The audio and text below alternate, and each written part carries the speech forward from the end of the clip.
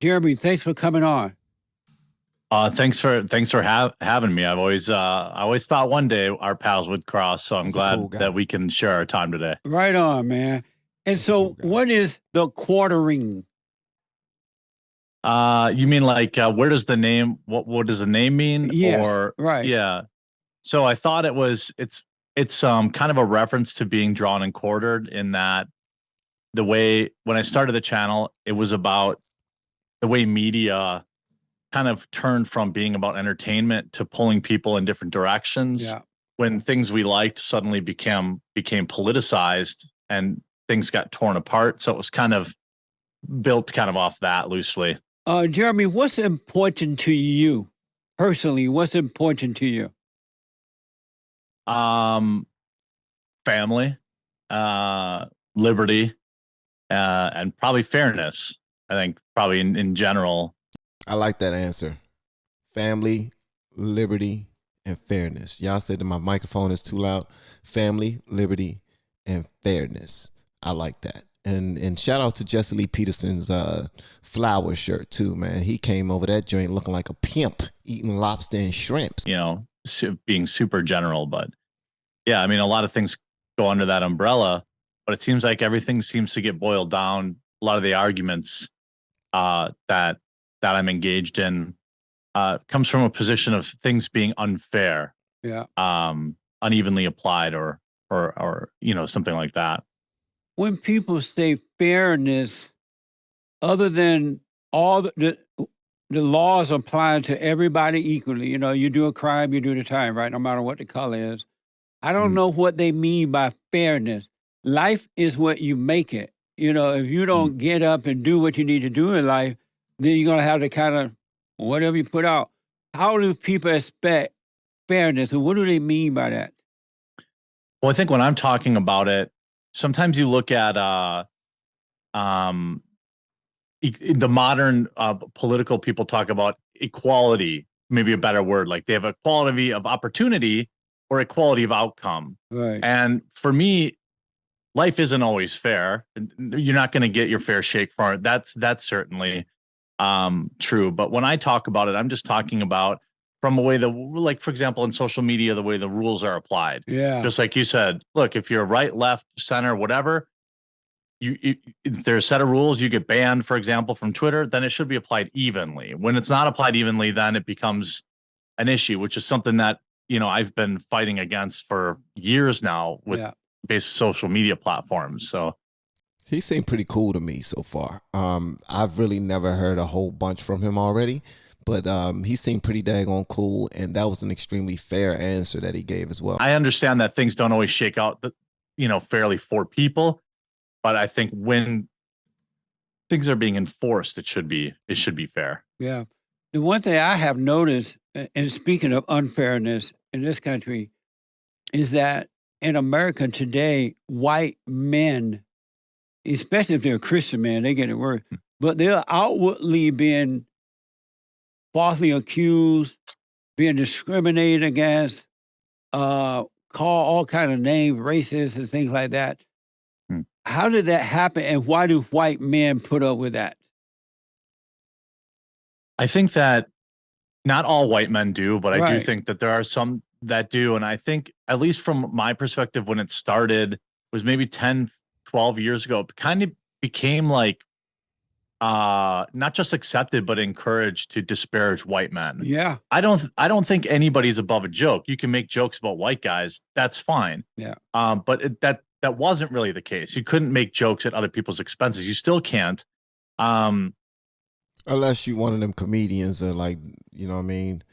Comedians make fun of every daggone body. But I wonder why they've discarded. Well, I wonder why Jesse Lee Peterson decided to ask him this particular question about white men being attacked.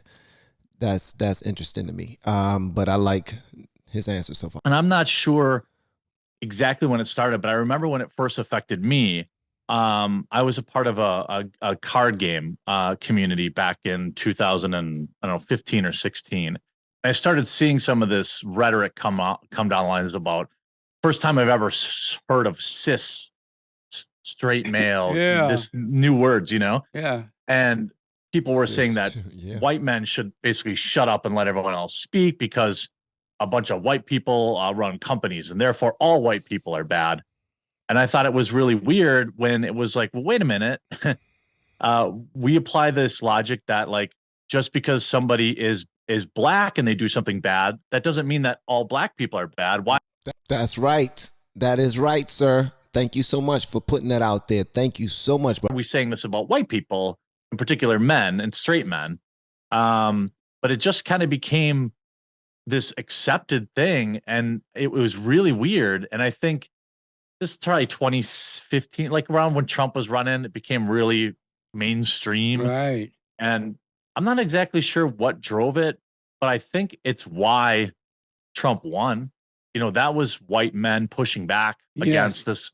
You know, when you had Hillary Clinton say, oh, well, half of his people are, remember the basket of deplorables, Oh, yeah. racist, whatever. I definitely remember that one. And I do know that that's a big reason why people decided not to vote for her. They thought she was being rude, and they thought that it was just, it wasn't really helpful. It wasn't helpful for anybody or anything. So they was like, screw you. You know what I mean? You're going to call us that? You're going to call us names? Okay, then screw you. Whatever, bigots, whatever.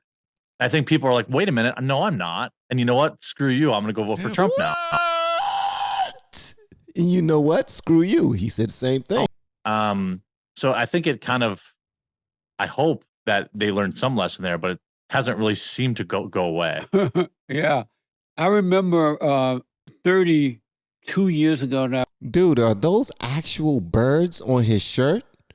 That is something else. I mean, I wouldn't rock it. I'm not cool enough to rock it. But Jesse Lee Peterson, you rocking it, bro. Are those birds on your shirt, brother? Wow, he has birds on his shirt. That is interesting. When I first started out, and at that time they were calling white people racist, and they were accusing white people of holding blacks back and that kind of stuff. And I was saying, I said to white people then, y'all better speak up, because if you give in to these people, they're going to see you as cowards, and they're just going to make it worse for you.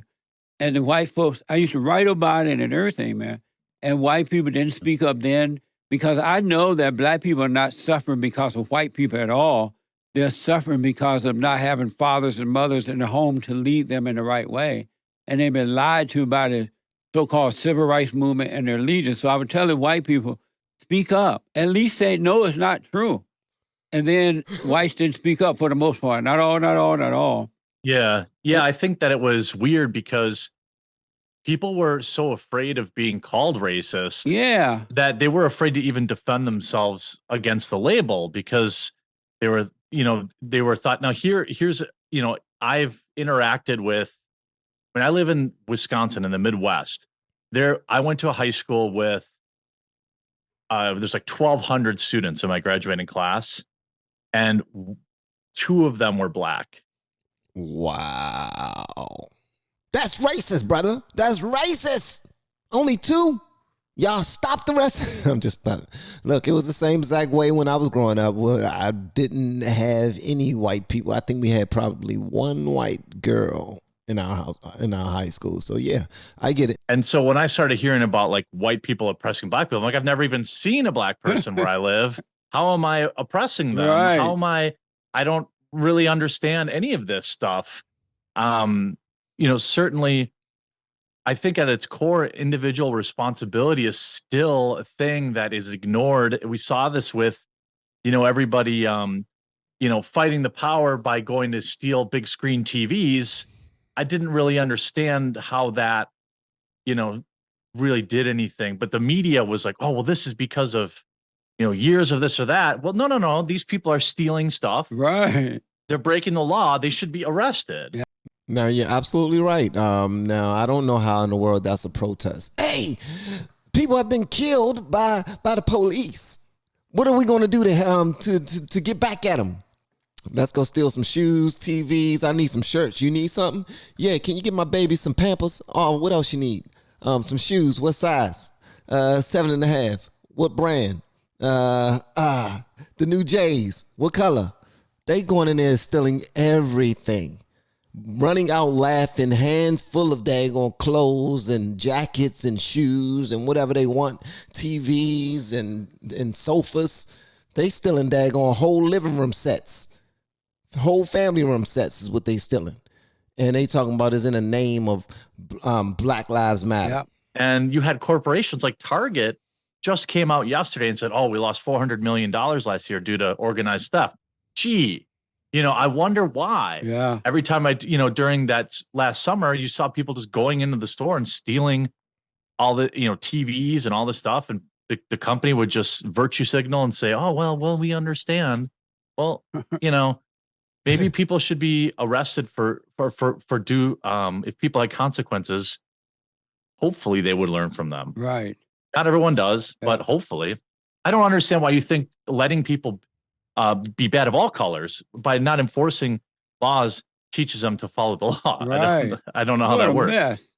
Yeah. They don't want to stop them from breaking the law. What they want to do is paint it as being the opposite side's fault. That's it. They want them to go crazy. They actually want them to tear down the communities, tear down the businesses, possibly kill somebody so that they can have something else to report on. And that's the problem right there. They just want whatever they possibly can have in order to make it seem like things are so bad on these people and it's your fault. If you were doing things the right way, then they wouldn't be doing it. And then they started the knockout games where they were going around, the blacks were going around knocking out white people.